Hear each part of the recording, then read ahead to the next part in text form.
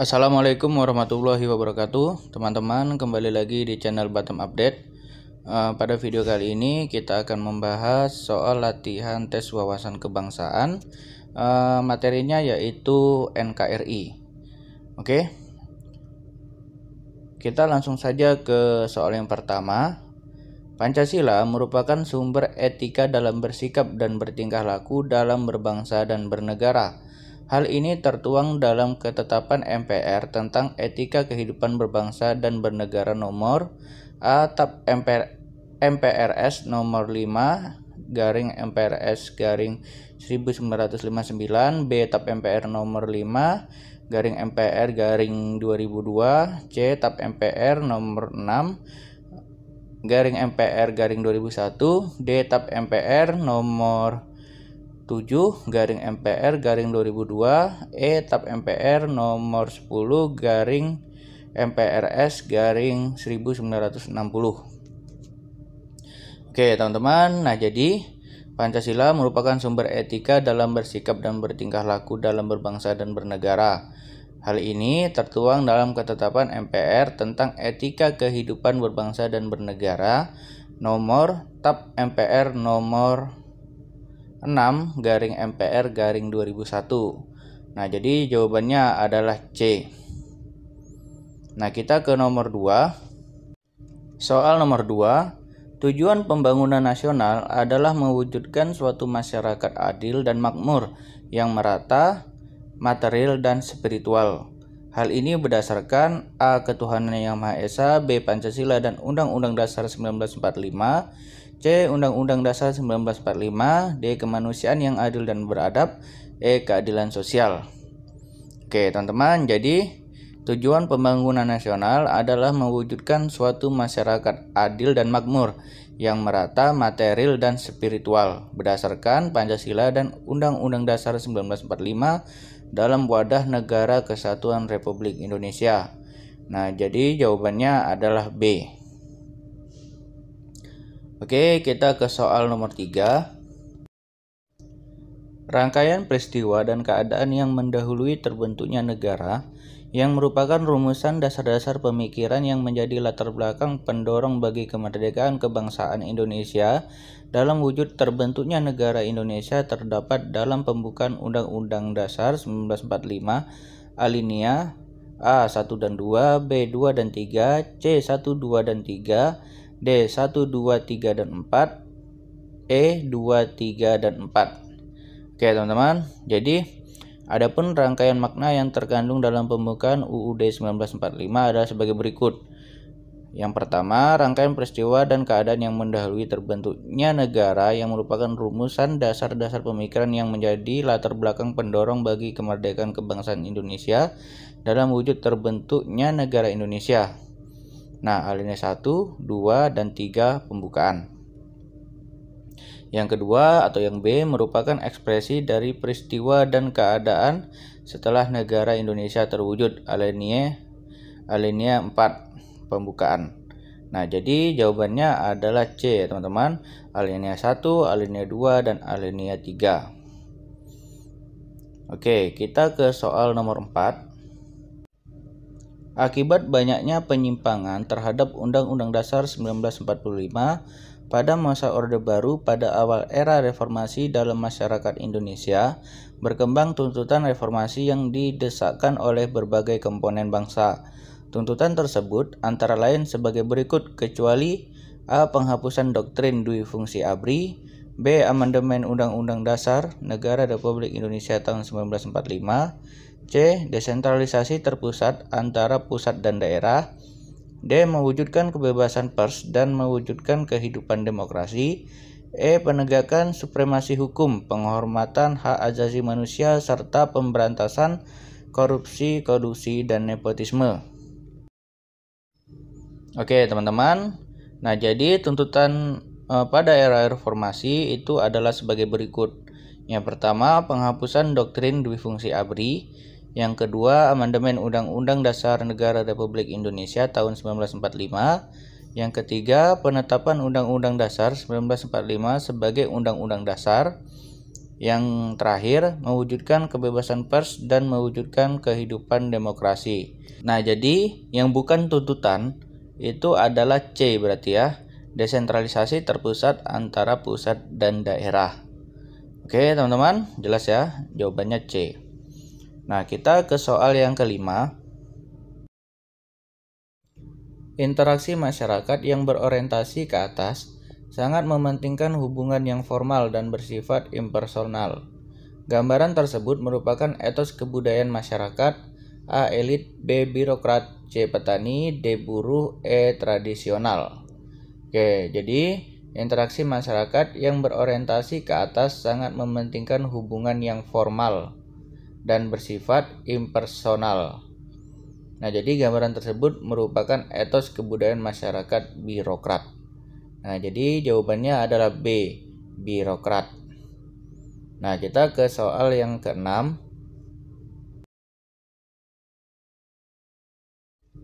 Penyelenggaraan pemilu yang pertama kali di Indonesia pada tahun 1955 merupakan salah satu prestasi yang dicapai pada masa A. Kabinet Ali Wongso, B. Kabinet Burhanuddin Harahap, C. Kabinet Ali II, D. Kabinet Juanda, E. Kabinet Natsir.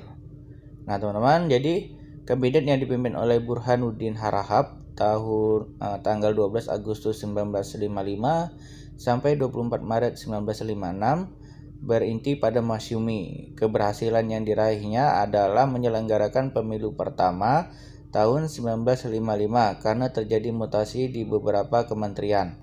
Maka pada tanggal 3 Maret 1956 Burhanuddin Harahap menyerahkan mandatnya.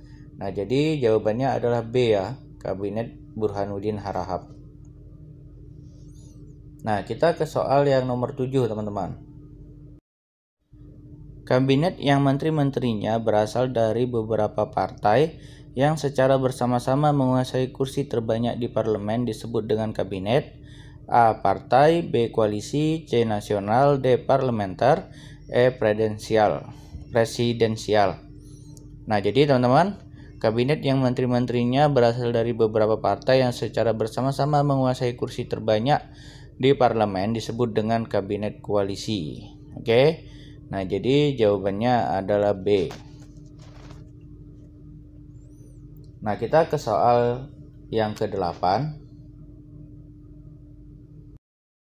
Kebijakan pemotongan nilai uang atau sunering, yaitu memotong semua uang yang bernilai 2,50 rupiah ke atas hingga nilainya tinggal setengahnya, terjadi pada saat Menteri Keuangan dijabat oleh A. Wilopo, B. Ali Sastrojojo, C. Burhanuddin Harahap, D. Syarifuddin Prawira Negara, E. Sri Sultan Hamengkubuwono ke-9.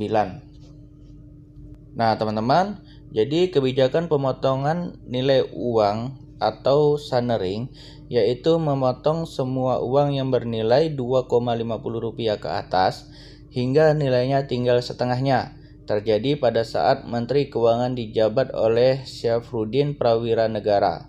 Nah, peristiwa ini dikenal dengan nama Gunting Syafruddin. Oke, nah jadi jawabannya adalah D.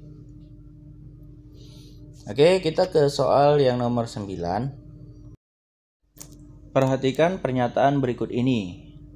1. Pertumbuhan ekonomi, 2. Inflasi, 3. Deflasi, 4. Suku bunga SBI, 5. Harga BBM, 6. Produksi minyak Indonesia. Indikator ekonomi makro yang digunakan sebagai dasar dalam penyusunan APBN ditunjukkan oleh nomor A124, B135, C245, D356, E246. Nah, teman-teman, jadi indikator ekonomi makro yang digunakan sebagai dasar dalam penyusunan APBN antara lain sebagai berikut. Yang pertama yaitu pertumbuhan ekonomi, yang kedua itu inflasi, yang ketiga itu nilai tukar, yang keempat itu suku bunga SBI, yang kelima itu harga minyak internasional, yang keenam itu produksi minyak Indonesia. Oke, teman-teman, pertama kita kecualikan dulu yang tidak termasuk sebagai dasar penyusunan APBN ya. yaitu deflasi dan harga BBM.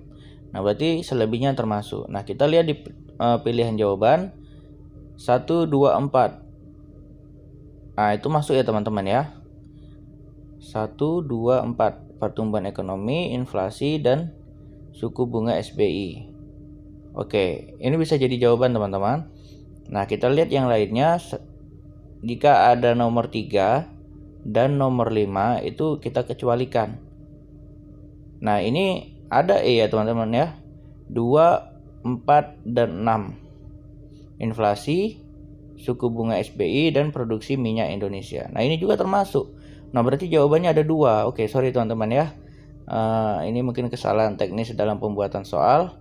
Jadi, kita lewatkan saja soal nomor 9. Kita ke soal nomor 10 teman-teman.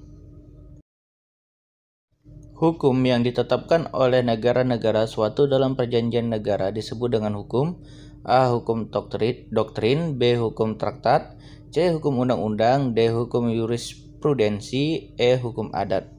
Nah, jadi hukum yang ditetapkan oleh negara-negara dalam suatu perjanjian negara disebut dengan hukum traktat.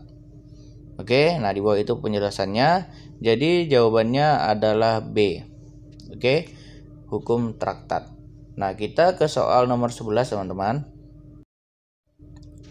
Salah satu unsur ketetanggaan adalah A. Kesamaan daerah asal, B. Homogenitas masyarakat, C. Tempat tinggal yang berdekatan, D. Mobilitas sosial tinggi, E. Interaksi sosial yang intim.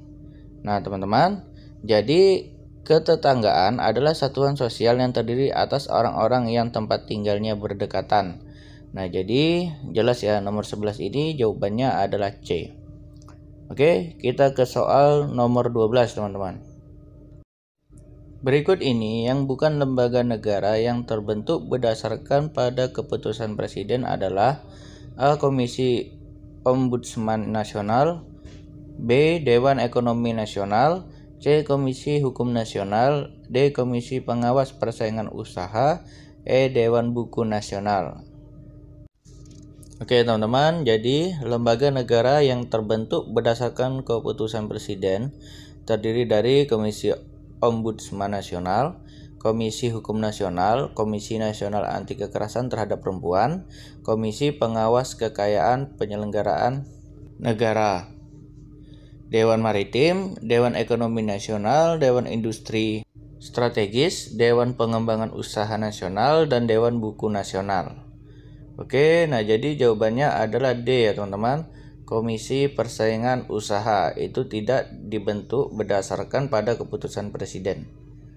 Oke, sekian ya teman-teman pembahasan kita tentang tes wawasan kebangsaan. Semoga bermanfaat bagi teman-teman sekalian. Assalamualaikum warahmatullahi wabarakatuh.